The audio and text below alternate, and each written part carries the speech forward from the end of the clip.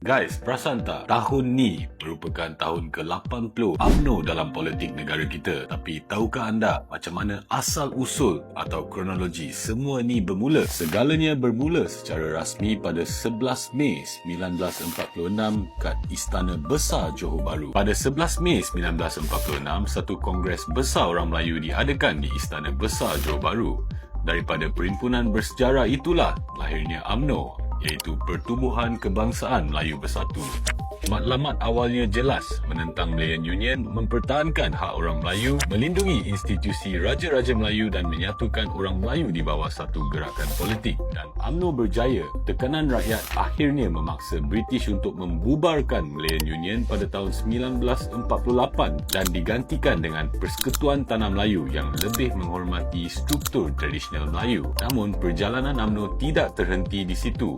Di bawah kepimpinan Tunku Abdul Rahman, UMNO membentuk kerjasama politik bersama MCA dan MIC melalui perikatan, satu langkah yang penting ke arah perpaduan antara kaum. Watak utama masa tu tak lain tak bukan Dato' On Jaafar. Beliau berjaya satukan lebih 40 persatuan Melayu yang berbeza untuk lock in bawah satu bumbung yang sama. Tapi kenapa tiba-tiba nak bersatu?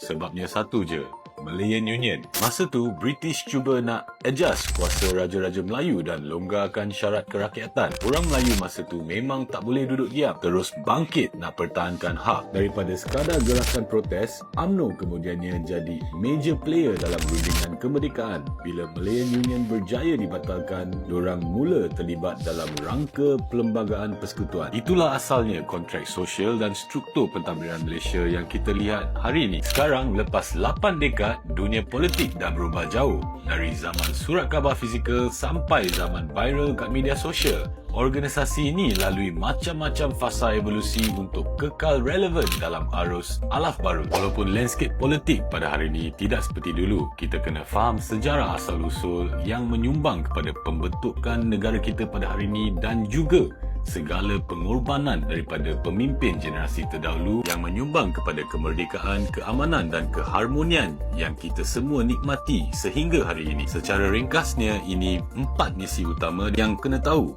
1. Kekalkan kemerdekaan negara. 2. Pertahankan hak orang Melayu dan Bumiputera. 3. Jaga kedudukan Islam sebagai agama persekutuan.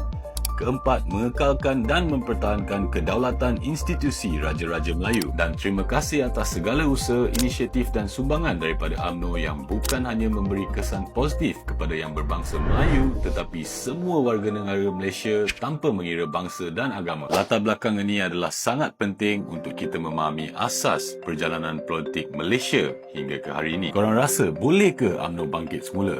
Tapi apa pun, kita wish UMNO all the best dan doakan agar semua usaha berjalan lancar dan mendapat pencapaian yang baik dalam pilihan raya akan datang. Saya ingin mengambil kesempatan ini untuk mengucapkan selamat menyambut ulang tahun ke-80 UMNO.